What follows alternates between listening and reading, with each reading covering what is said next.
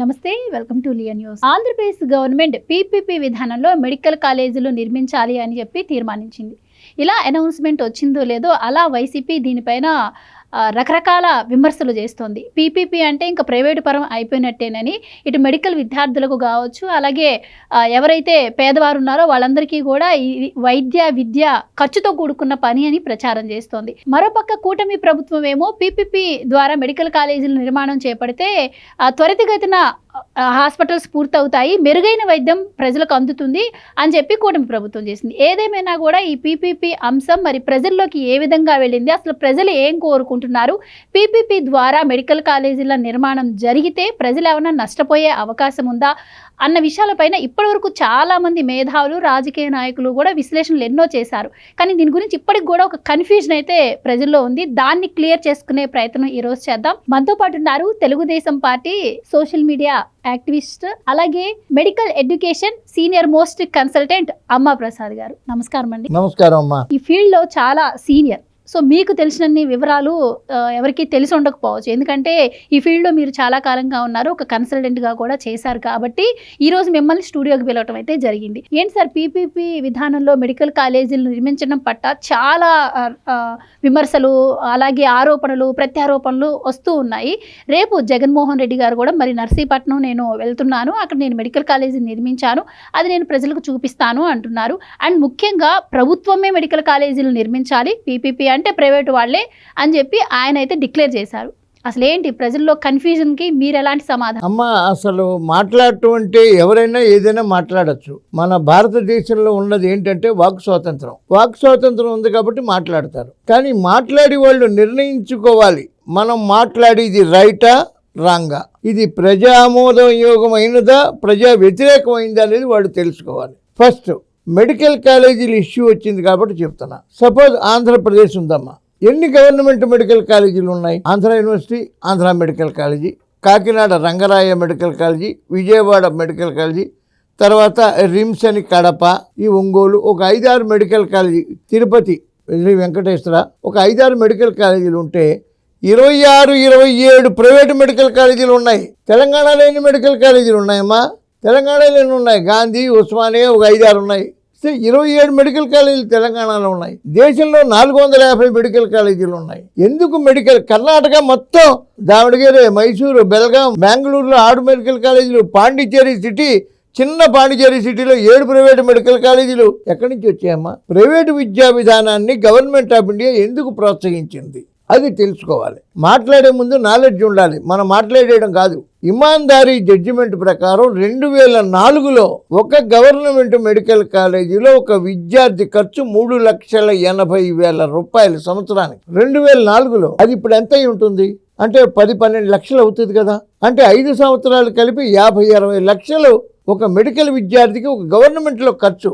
ఇవాళ 17 మెడికల్ కాలేజీలు పెట్టేస్తే 17 150లు అంటే 2,500 మంది విద్యార్థుల ఖర్చు గవర్నమెంట్ భరించాలి. ఫ్రీ వైద్యం ఇవ్వాలి గవర్నమెంట్ చెయ్యాలన్నప్పుడు ఇన్ని ప్రైవేటు మెడికల్ కాలేజీ దేశవ్యాప్తంగా ఎందుకు వచ్చాయి? గవర్నమెంట్కి భారం అని చెప్పి ప్రైవేటు యొక్క విద్యా సంస్థల్ని government of India, medical council of India ప్రోత్సహించడం వల్ల వచ్చాయి. రావటం వల్ల ప్రజలకు మేలు జరిగిందే కానీ నష్టం జరగలే. కారణం ఏంటంటే తెలంగాణలో 27 మెడికల్ కాలేజీలు, ఆంధ్రప్రదేశ్లో 25-26 మెడికల్ కాలేజీలు ఇవాళ ప్రైవేట్లో ఉంటే సగం సీట్లు 50% ఆఫ్ ది సీట్స్ ప్రైవేటు వాళ్ళు వాళ్ళ డబ్బుతో గవర్నమెంట్ దగ్గర నుంచి ఏమీ ఆశించకుండా, ల్యాండ్ రెవెన్యూ దగ్గర నుంచి, కరెంటు బిల్లుల దగ్గర నుంచి, ఎంఆర్ఐ సిటీ స్కాన్ల మిషన్లు కొనడం దగ్గర నుంచి, కన్స్ట్రక్షన్ దగ్గర నుంచి రూపాయి ఆశించకుండా 100 కోట్ల రూపాయలు ప్రైవేటు వాళ్ళు పెట్టుబడి పెట్టి సగం సీట్లు గవర్నమెంట్కి. ఆంధ్రప్రదేశ్లో 15,000 రూపాయలకి ఎంబీబీఎస్ సీటు.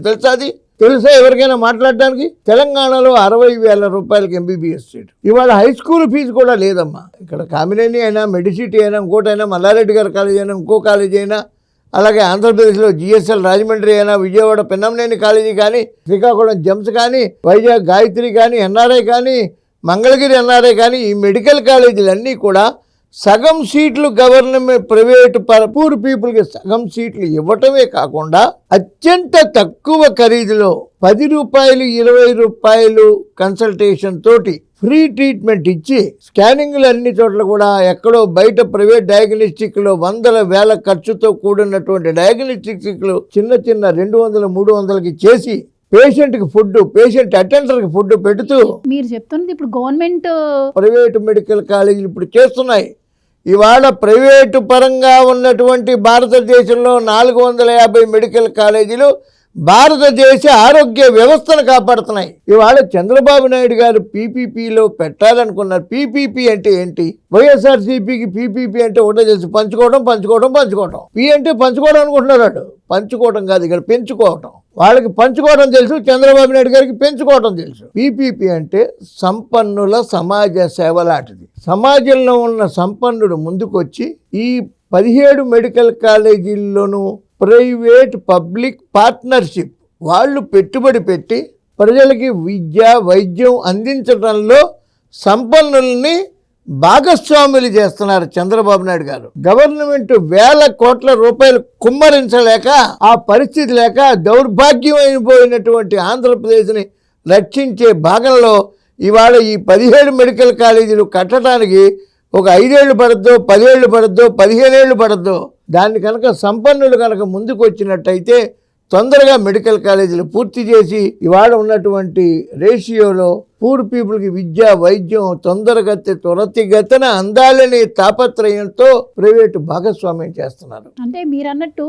ఏ లాభాపేక్ష లేకుండా ప్రైవేట్ సంస్థలు కూడా పెట్టుబడి పెట్టే అవకాశం ఉండదు కదా సార్. టైం పీరియడ్ కూడా ఉంది. మరి ఆ టైంలోపు వాళ్ళు పెట్టిన పెట్టుబడి రావాలి, దానికి సంబంధించినటువంటి లాభం కూడా వాళ్ళు చూసుకుంటారు కదా. ఆ రకంగా విద్యార్థుల పైన భారం పడే అవకాశం ఏమి ఉండదు. విద్యార్థుల పైన భారం ఏమీ పడదమ్మా. ఇవాళ ప్రైవేటు మెడికల్ కాలేజీలో సగం సీట్లు గవర్నమెంట్ ఫ్రీగా సీట్లు ఎలా ఇస్తున్నారో అలాగే వాళ్ళ లాభాపేక్షలో వాళ్ళు వ్యాపార ధోరణిలో కాకుండా, వ్యాపార ధోరణి వేరమ్మా, గవర్నమెంట్కి మనం హెల్ప్ చేద్దాం, పబ్లిక్కి హెల్ప్ చేద్దాం, గవర్నమెంట్లో పార్ట్నర్షిప్ అయ్యి అతి తక్కువ లాభంతో మనం ముందుకు వద్దాం, వాళ్ళకి లాభం ఉంటుంది. ఎలా ఉంటుందంటేనమ్మా, ఇప్పుడు గవర్నమెంట్ ఒక రోడ్డు వేసింది అనుకోమ్మా, ఆ రోడ్డు ట్యాక్స్ నిర్ణయిస్తుందా? టోల్ గేట్ డబ్బులు కడుతున్నామా? ఇప్పుడు విజయవాడ కారులో వెళ్తుంటే టోల్లో డబ్బులు కడుతున్నాం కదమ్మా. ఆ డబ్బులు అన్నీ ఎక్కడికి, దేనికి? గవర్నమెంట్ డబ్బుతో ఆ రోడ్డు నియమించింది కాబట్టి ఆ టోల్ కడితే ఆ డబ్బంతతో పోగు చేస్తే మళ్ళా రోడ్ రిపేర్ చేస్తారు, మళ్ళా రోడ్ వేస్తారు ఇంకో 4 ఏళ్ల తర్వాత. అలాగే ప్రైవేటు వాళ్ళని భాగస్వామ్యం చేస్తే మీరన్న ఆ టోల్ గేట్ ఫీజులు ఏవైతే ఉన్నాయో అలాంటి దీంతో సమానంగా పోల్చుకున్నట్టయితే అలాగే ప్రైవేట్ హాస్పిటల్స్ ఉన్నాయి. అంటే గవర్నమెంట్ హాస్పిటల్స్ కట్టేది ఎందుకు అంటే కేవలం పేదవాళ్ళ కోసం. మీరు దానికి దీనికి ఎలా పోలిక? Correct, you are 100% correct. ఇప్పుడు గవర్నమెంట్ హాస్పిటల్ కేజీహెచ్ హాస్పిటల్ ఉందమ్మా, విజయవాడ గవర్నమెంట్ హాస్పిటల్ ఉంది. అవన్నీ గవర్నమెంట్ కట్టిన హాస్పిటల్స్. కానీ గవర్నమెంట్కి అన్ని హాస్పిటల్స్, ఎన్ని ప్రైవేటు మెడికల్ కాలేజీలు ఇవాళ ఒక్కొక్క మెడికల్ కాలేజీ కట్టడానికి కనీసం లేదంటే పూర్తి నిర్మాణం అయ్యేటప్పటికి ఒక్కొక్క కాలేజీకి 400-500 కోట్లు కావాలమ్మా, 1000 కోట్లు కావాలి. తర్వాత కేంద్రం కూడా కొంత ఫండ్ ఇస్తుంది కదండి. కేంద్రం నామమాత్రంగా ఇస్తుందమ్మా. దేశవ్యాప్తంగా మెడికల్ కాలేజీలకి కేంద్రం ఫండ్ చాలా నామమాత్రం.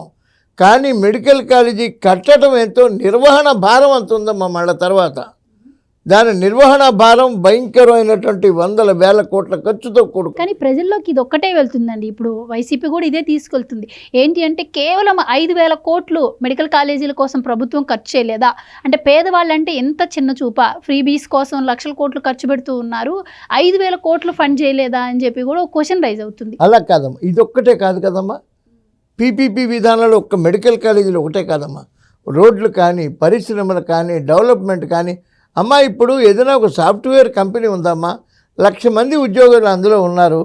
అది వాడు ఏమన్నా సమాజ సేవ చేస్తున్నాడా? 1,00,000 మంది బతుకుతున్నారు కదా దాని మీద.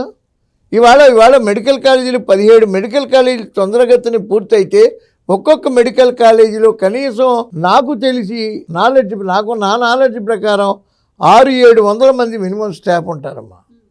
టీచింగ్, నాన్ టీచింగ్, స్వీపర్స్ అందరూ కలిపి 600-700 మంది స్టాఫ్ ఉంటే ఇవాళ 17 మెడికల్ కాలేజీల్లో 8,000-9,000 మంది స్టాఫ్ వస్తారమ్మా.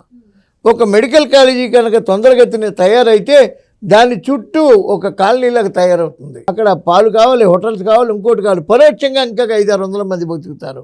అంటే ఒక్కొక్క మెడికల్ కాలేజీ మీద ఒక 1000 మంది బతుకుతున్నారని లెక్కేస్తే 17 మెడికల్ కాలేజీలో 17,000 మందికి జీవనోపాధి కలుగుతుంది. పెట్టుబడి పెట్టిన వాడు కొంత లాభం తీసుకుంటాడమ్మా. వాడి లాభం తీసుకున్నప్పుడు ఎవడైనా ఒక పరిశ్రమ పెట్టారనుకోమ్మా, అతను పరిశ్రమ పెట్టాడు, ఒక 10,000 మంది పనిచేస్తున్నారు.